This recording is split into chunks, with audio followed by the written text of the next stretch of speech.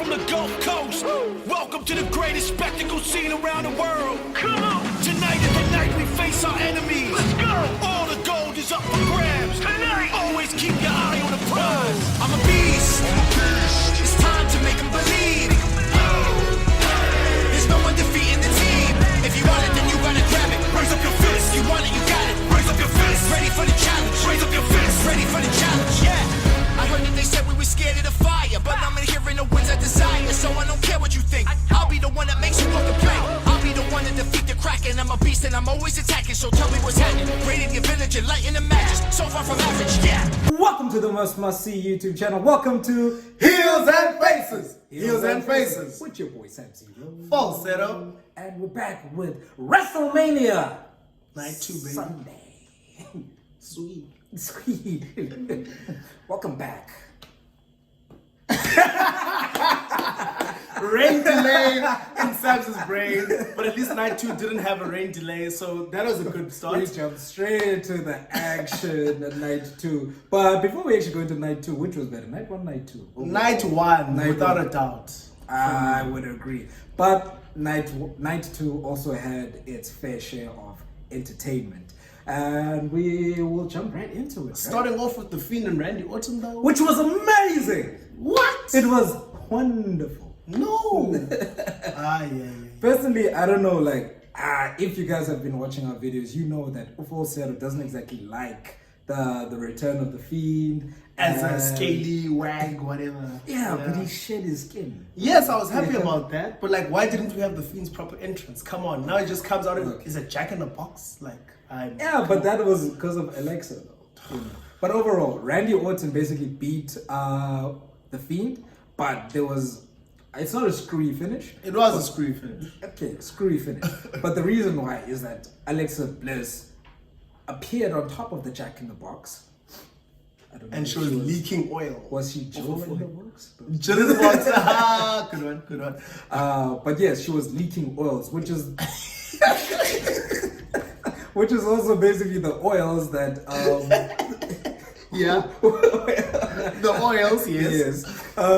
Which is similar to the substance Randy has been spitting out of his mouth. I didn't actually think about that. Okay.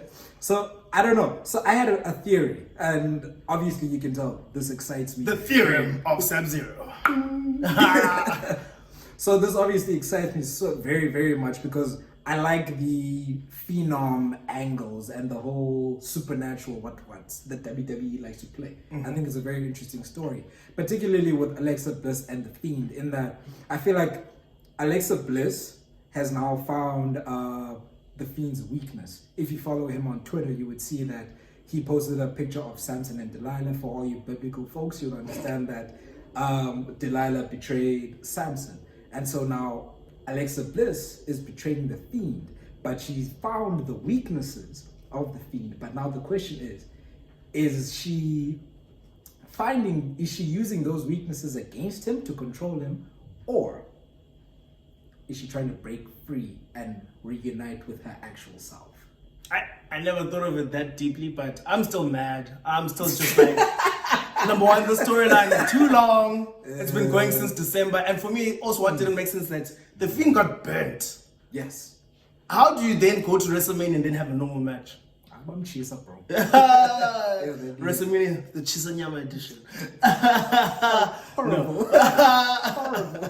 But yeah, as horrible as this match for me, really, this should not have kicked off the show. And I feel like they've really pretty much killed The Fiend now. So more than the burning. I don't know. I feel like there's still more talking points here, particularly with Alexa and The Fiend as well. But I'm glad the Randy Alexa saga is over by the looks of things. I hope so.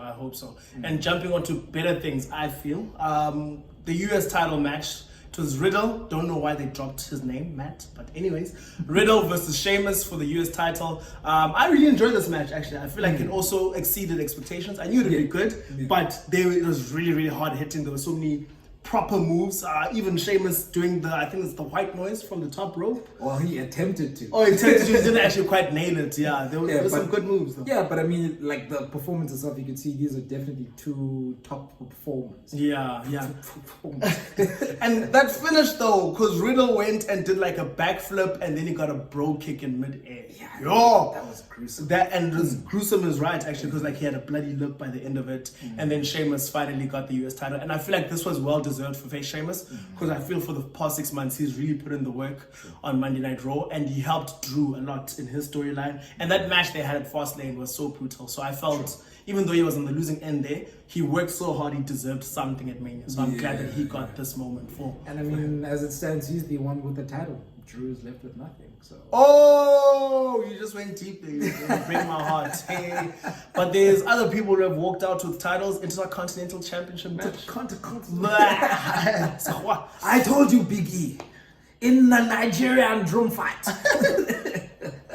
I really like Nigerian Apollo. I've bought into Nigerian Apollo. I don't like the accent. The accent is terrible. Yo, I also don't particularly believe that he is Nigerian, but like this is the first ever Nigerian drum fight, and I thought I was so better than get drums, but Michael Cole explained this so well, is that if anyone in terms of Nigerian traditions or whatever, or like olden day traditions, is that if someone had wronged you, you would go and there would be like a fight or sorts, and the fight would be so loud that it would sound as if there was a drum. Beating. Okay, that's quite cool. Then it became Nigerian drum fight.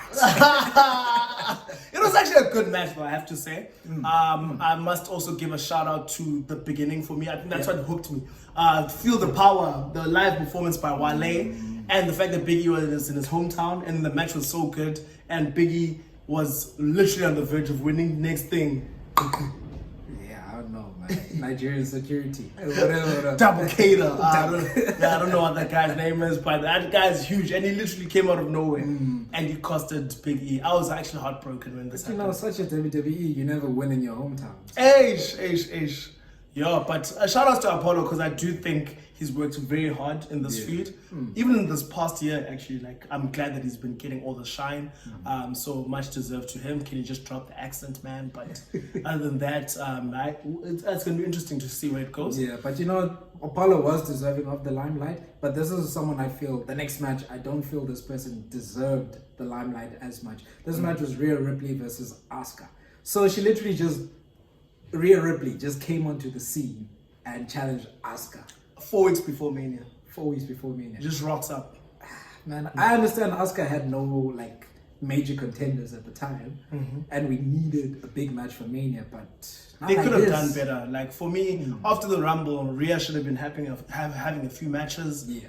And then they can have the face-off, and then you do it proper. Now it's just like boom, out of nowhere. And much respect to Rhea. Rhea has done amazing in NXT. True. Love her. True. But I didn't like the way this was set up. And the match itself, just there was something that didn't click, because both women are so talented, but I didn't enjoy the match. So, but Rhea Ripley, yeah, she's the new Raw Women's Champion. Undeservingly, but you know, hopefully she can prove me wrong with her run.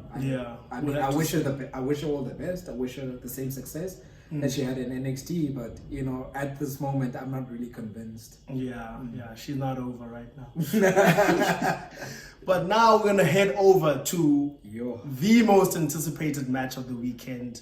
This was the triple threat match for the Universal title. We had Roman Reigns versus Edge versus Daniel Superstar Bryan versus the vegan. Wowzers. Leader of the year for me. Yes.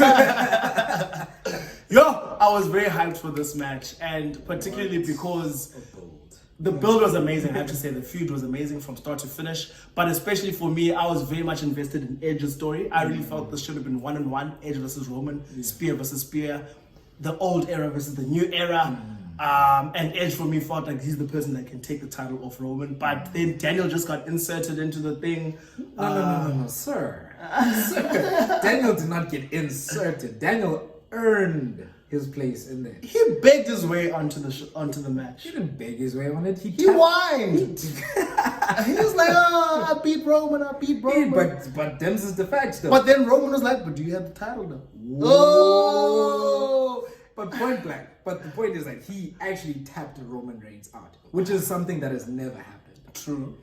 Even though it wasn't official, Yeah. we all saw it happen. Yo, I was just mad for me because I feel like Edge's story just wrote itself. The fact that like he's come back after 9 years being retired, a neck like retirement injury, winning the Rumble after coming at number 1, outlasting everyone, and then you just have someone come and steal his spotlight basically. And Edge, that promo that he cut the SmackDown before WrestleMania was the best promo I've ever heard. Like he was so convincing. He was like visibly angry, like, and nothing that he was saying in that promo was a lie. He was 100% speaking facts. So for me, I really wanted him to overcome, but the tribal chief, with the help of main event Jey Uso, literally at the start of the match and at the end of the match, Jey Uso was out here doing the most.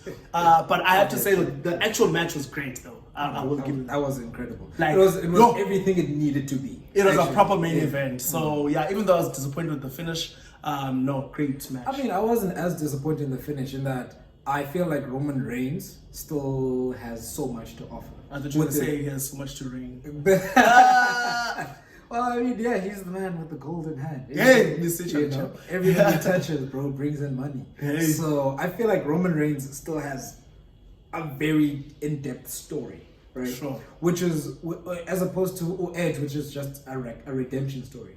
For him, he wins the Universal title, and then what? And then you have the likes of Seth, who can challenge him. There's so many people that can challenge him and just try to take him down. The dream match that they come about. For me now, the problem is who can beat Roman. No one on the SmackDown roster can convincingly challenge Roman for me. Maybe Cesaro now that he's on the come up, but Cesaro won't win. He'll just challenge. No, it's too early for him. Big E can challenge, but he won't win.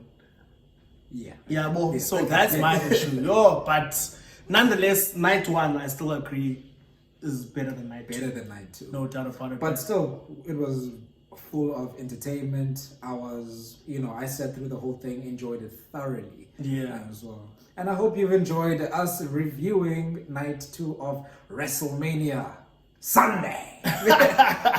Love Michael Cole. And make sure you don't forget that you have to do one thing. Well, a couple of things, but we'll bundle it into one. Subscribe, like, share, comment. Yes. Woo! Tag us. Yes, all on of socials at LV40 at gentleman_Sabs. And we'll see you in the next one. Bam! Believe I defeat all my